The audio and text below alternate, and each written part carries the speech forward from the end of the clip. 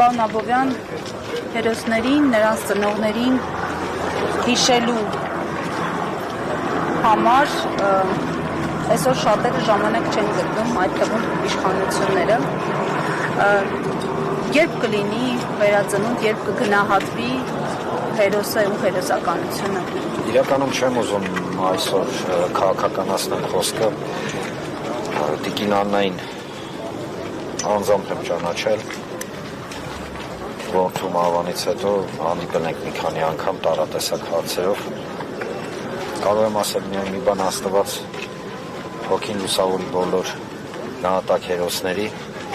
իրենց ծնողների, դժվար է այսօրով խոսեմ, բայց կարող եմ ասել մի բան, ոչ, թե վերականգնելու հարց չկա։ Հայը մնում է հայ, թուրքը մնում է թուրք, իսկ այն մարդիկ, ովքեր փորձում են տեղավորվեն հայի ու թուրքի մեջտեղը իբր քաղաքականությամբ չեն զբաղվում կամ փորձում են